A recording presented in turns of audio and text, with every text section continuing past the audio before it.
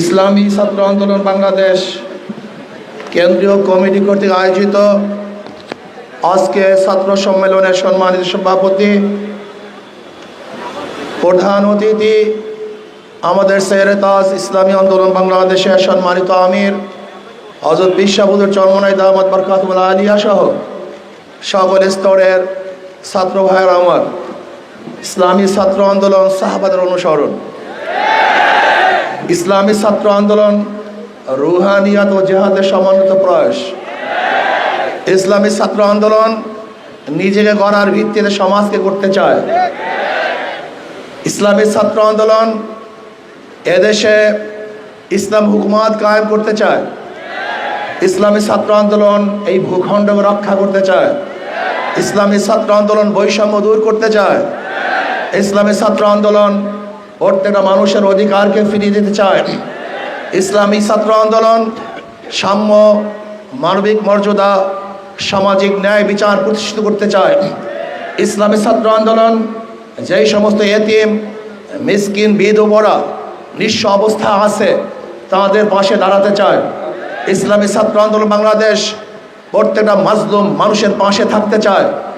ইসলামী ছাত্র আন্দোলন নিজের বুকের তাজা রক্ত রাজপথে ঢেলে দিয়ে ইসলাম হুকুমত কায়েম করার ভিত্তিতে প্রত্যেকটা মানুষের অধিকারকে ফিরিয়ে দিতে চায়। আজকে বাংলাদেশে দেখেছেন সেই জুলাই আগস্টের বিপ্লবে ইসলামী ছাত্র আন্দোলনের ভূমিকা ছিল প্রশংসনীয় এবং চোখে পড়ার মতো। অন্য অন্য ছাত্র সংগঠনগুলি তাদের নামে রাস্তায় নামতে পারে নাই। ইসলামী ছাত্র আন্দোলনের নামেই তারা রাস্তায় ঝাঁপিয়ে পড়েছিল।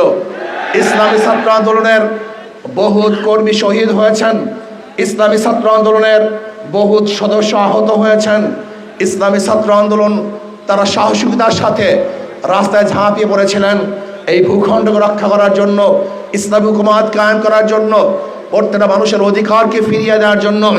কিন্তু আমরা কি দেখেছি, অন্তর্বর্তীকালীন সরকার যে আশা, যে আকাঙ্ক্ষা নিয়ে অন্তর্বর্তীকালীন সরকার হয়েছিল, কিন্তু অন্তর্বর্তীকালীন সরকার সেই আশা এবং আকাঙ্ক্ষার বাস্তবায়ন করছে না। আজকে বিতর্কিত সদস্য নিয়ে পুরা সরকারকে প্রশ্নবিদ্ধ করেছে। ফারুকী সাহেবকে অন্তর্বর্তীকালীন সরকারের সদস্য কেন নেওয়া হয়েছে এই জাতি জানতে চায়।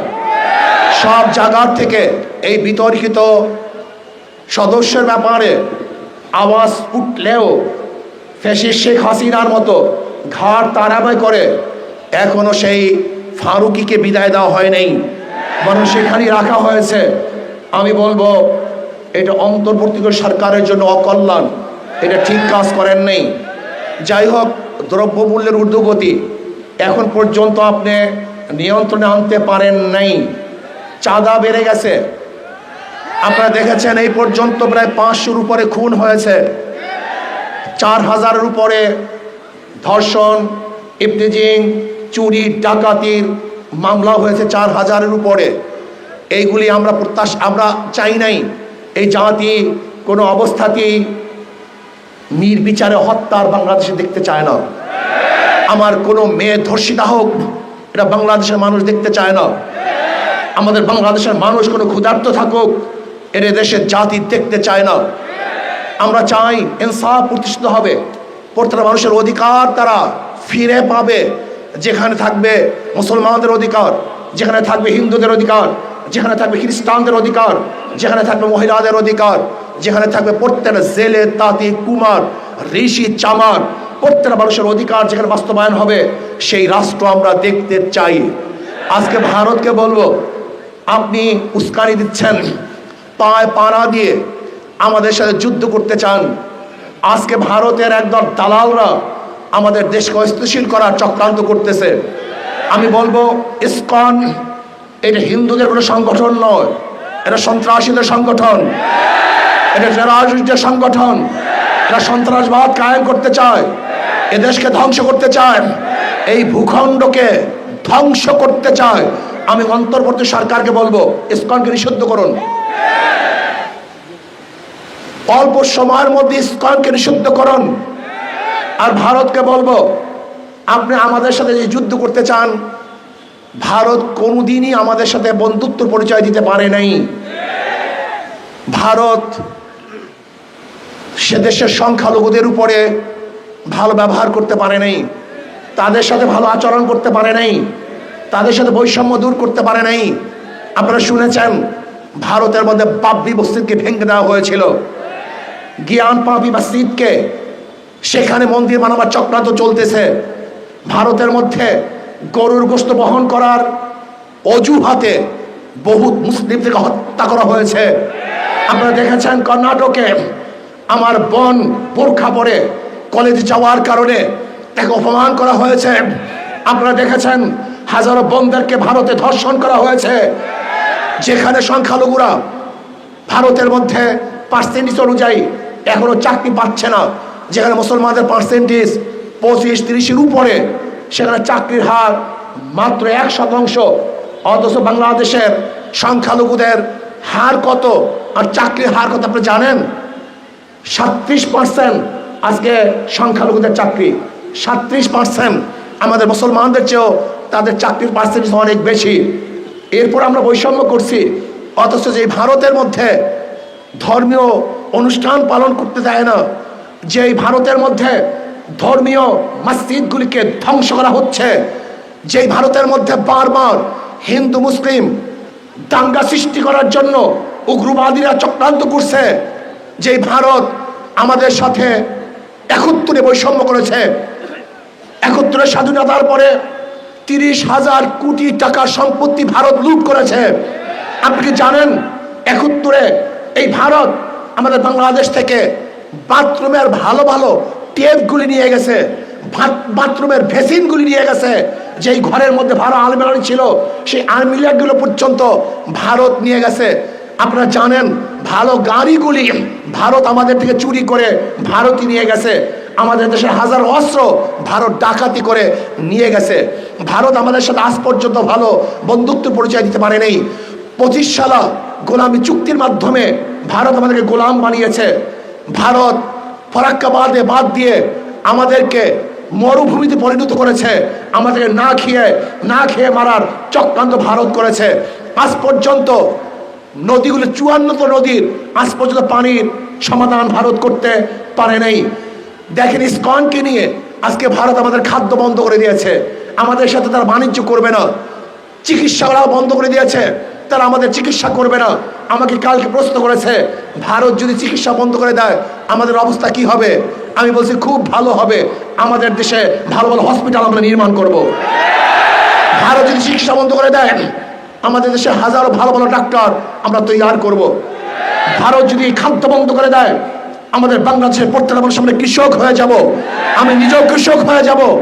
বাংলাদেশের 1 ইঞ্চি মাটি খালি থাকবে না যেখানে কৃষি করা হবে না। ভারত যদি আমাদের পানি বন্ধ করে দেয় তাহলে আমরা তাদের সাথে যুদ্ধ করে আমাদের ন্যায্য অধিকার আমরা আদায় করব। ভারত আমাদের সাথে যুদ্ধ করতে চায়, আমি বলবো থোড়াই কি আর করি ভারতকে। ভারত আমাদের সাথে যুদ্ধ কোনোদিন করবে না। যদি যুদ্ধ করার দুঃসাহস দেখায় তাহলে ভারতের কালো হাতকে ভেঙে দেব। যদি ভারত আমাদের সাথে যুদ্ধ করতে চায় তাহলে বাংলাদেশের প্রত্যেকটা নাগরিক তার ঐক্যবদ্ধ হয়ে ভারতকে এমন শিক্ষা দিবে, এমন পরাস্ত করবে, তাদেরকে এমন ভাবে পরাজিত করবে যে পরাজিত ভারত কোনোদিন দেখে নাই, দেখবে না ইনশাআল্লাহ। আমি বলবো ভারতকে আপনি উস্কানি দিচ্ছেন, আপনার লোকজন আমাদের উপ হাই কমিশনের আক্রমণ করেছে, আক্রমণ করছে হাই কমিশনে নয়, বরং আমি বলবো বাংলাদেশে আক্রমণ করেছে। ভারত আমাদের পতাকাকে অপমান করেছে, আমি বলবো ভারতে বাংলাদেশের পতাকা অপমান হয় নাই, গোটা বাংলাদেশ অপমান করেছে। ভারতে আমাদের উপ হাই কমিশনের মানুষদেরকে আক্রমণ করেছে, অ্যাসাল্ট করেছে। আমি বলবো সে আমাদের উপ কমিশনের মানুষদেরকে আক্রমণ করে নাই, বাংলাদেশের প্রত্যেকটা মানুষের উপর আক্রমণ করেছে, তারা প্রত্যেকটা মানুষকে আঘাত করেছে। আমি ভারতকে স্পষ্ট ভাষায় বলতে চাই, আপনার যদি দুঃসাহস থাকে আপনি যুদ্ধ শুরু করুন। আমরা আগে করতে চাই না, আমরা আগে লড়াই করতে চাই না। আমরা চাই পার্শ্ববর্তী প্রত্যেকটা কান্ট্রির সাথে ভালো ব্যবহার করতে, ভালো সম্পর্ক রাখতে। কিন্তু কেউ যদি আমাদের আঙ্গুল তুলে ওই আঙ্গুল হাতে রাখা হবে না। কেউ যদি আমাদের চক্ষু তুলে ওই চক্ষু শরীরের মধ্যে থাকবে না। কেউ যদি আমাদের সাথে লড়তে আসে ওই পাউকে ভেঙে দেব ইনশাআল্লাহ। আমরা ভয় পাই না, বাংলাদেশের মানুষ কোনোদিন ভয় পায় নাই, কোনোদিন তারা পিছনে হটে নাই, হটবে না, বুক পাতবে, পিঠ দেখাবে না, রাজপথে রক্ত ঢেলে দিবে, কিন্তু কোনো অবস্থাতেই মাথা নত করবে না। বাঘ 1000 বছর না খেয়ে থাকলেও ঘাস খায় না। বাংলাদেশের মানুষ উপবাস থাকলেও, ক্ষুধার্ত থাকলেও কাউর কাছে মাথা নত করে না। আমরা বাদশার জাত, বাঘের জাত, আমাদের ইতিহাস আছে। আমরা জীবন বা লড়াই করে এই বাংলাদেশকে রক্ষা করেছি, এখনো করব, ভবিষ্যতেও করব। তো ইয়ার থাকুন, ভারতের যে কোনো আগ্রাসী হামলার থেকে আমরা ইনশাআল্লাহ অবশ্যই তাদেরকে প্রতিহত করব, বাধা দেব, এদেশকে স্বাধীন রাখবো ইনশাআল্লাহ। আজকে হোক কালকে হোক ইসলাম হুকুমাত কায়েম করব। আল্লাহ আমাকে এবং আমাদের সবাইকে ইসলাম হুকুমাত কায়েম করার তৌফিক দান করেন। ওয়া মা আলাইনা ইল্লাল বালাগ। আসসালামু আলাইকুম ওয়া রাহমাতুল্লাহি ওয়া বারাকাতুহু।